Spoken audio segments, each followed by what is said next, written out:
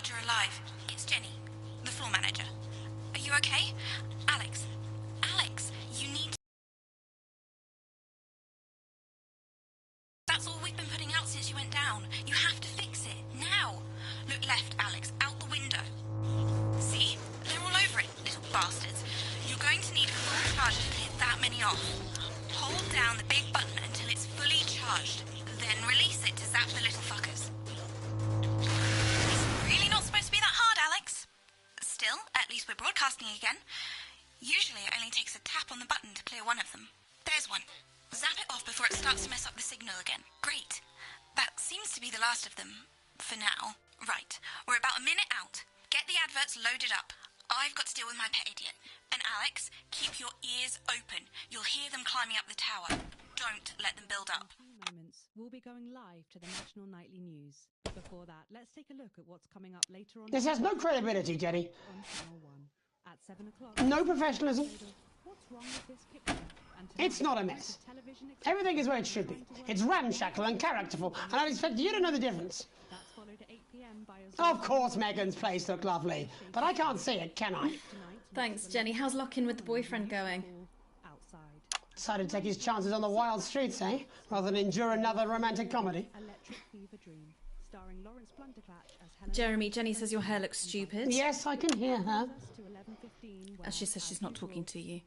Yes, I know, I can hear her. Shall I count us in? Make it so. Okay, 10 seconds. Break a leg, everyone. Preferably a furry one. It's the National Weather Report. 5,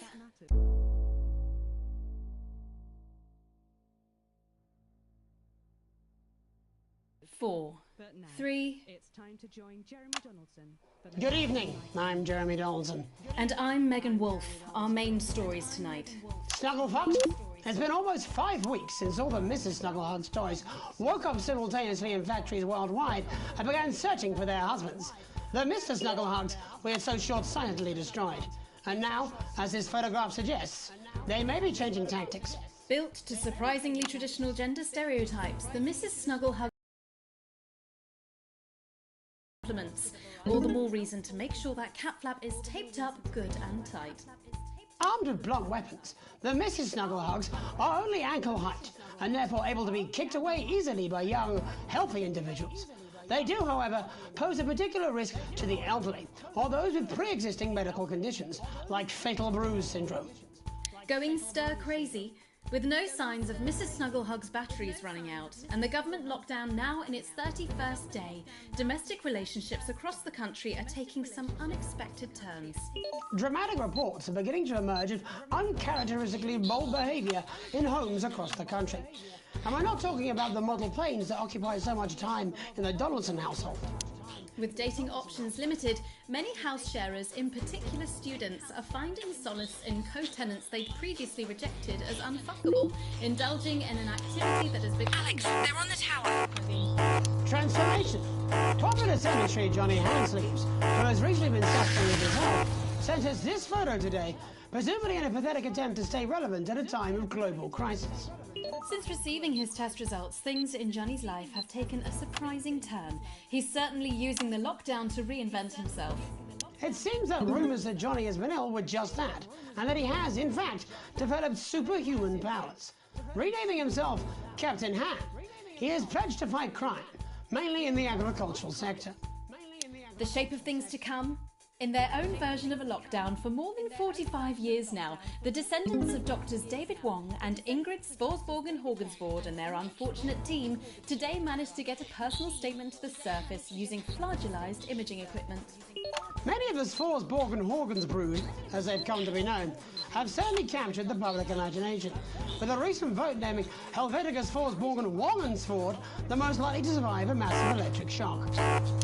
Greeting from Dante's Tate, or as we say down here in the family, many mushrooms to you.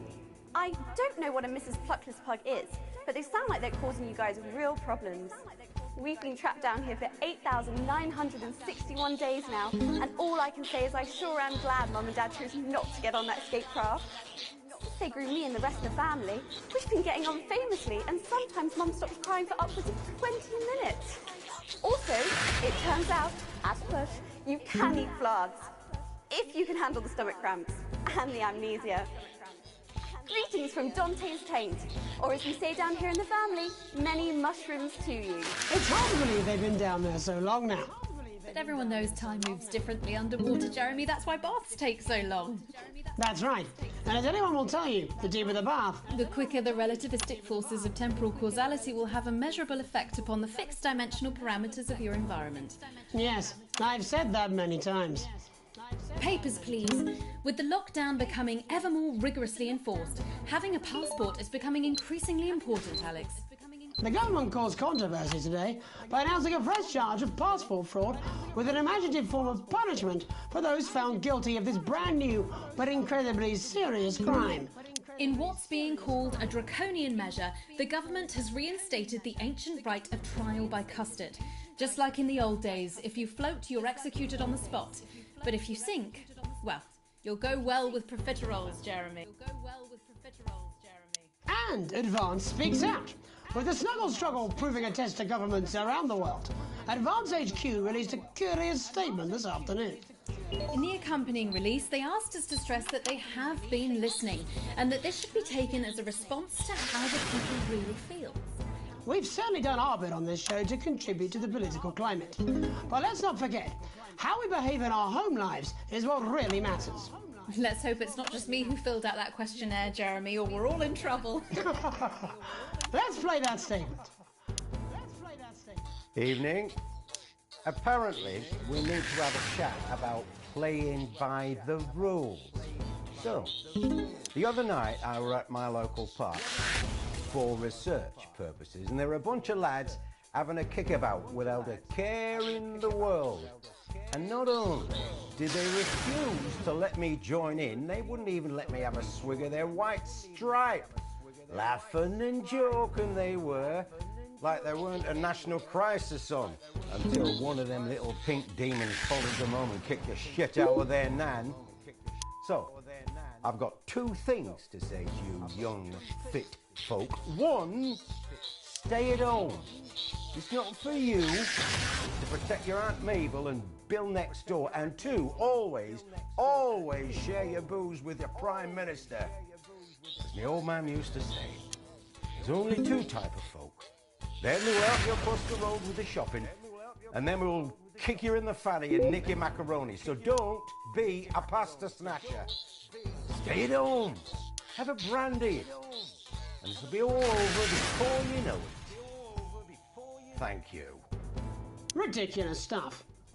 Later tonight, Jeremy will be probing heartthrob reporter Patrick Bannon, while I take a deep dive into some controversial opinions with two familiar faces.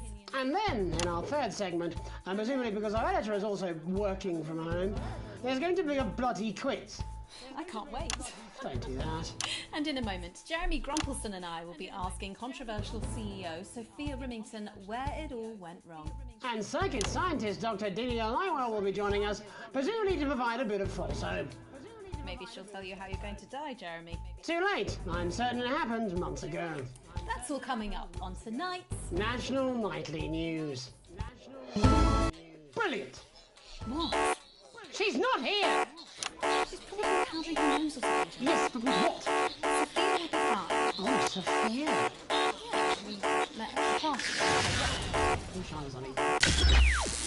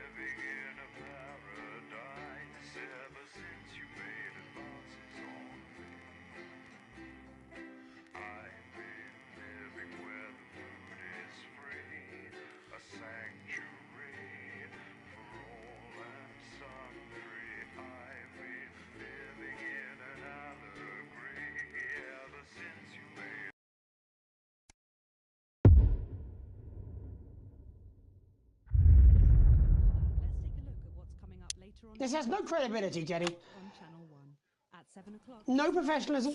What's wrong with this picture? And It's not a mess. television Everything is where it should be. It's ramshackle and characterful, and I expect you to know the difference. that's followed at 8 p.m. by a Of course Megan's place looked lovely, but I can't see it, can I? Thanks, Jenny. How's lock-in with the boyfriend going? outside. Decided to take his chances on the wild streets, eh? Rather than endure another romantic comedy. Electric Fever Dream, starring Lawrence Blunderclatch as Helen Jeremy, Jenny says your hair looks stupid. Yes, I can hear her. to 11:15. As she says she's not talking to you. Yes, I know, I can hear her. Shall I count us in? Make it so. Okay, 10 seconds. Break a leg, everyone. Preferably a furry one. It's the National Weather Report. 5, 4, But now 3, it's time to join Jeremy Donaldson for the Good evening, I'm Jeremy Donaldson. and I'm Megan Wolfe. Our main stories tonight. Snugglefox? It's been almost 5 weeks since all the Mrs. Snugglehugs toys woke up simultaneously in factories worldwide and began searching for their husbands. The Mr. Snugglehugs we had so short-sightedly destroyed. And now, as this photograph suggests, they may be changing tactics. Built to surprisingly traditional gender stereotypes, the Mrs. Snugglehugs have been arming themselves with a variety of household implements. All the more reason to make sure that cat flap is taped up good and tight.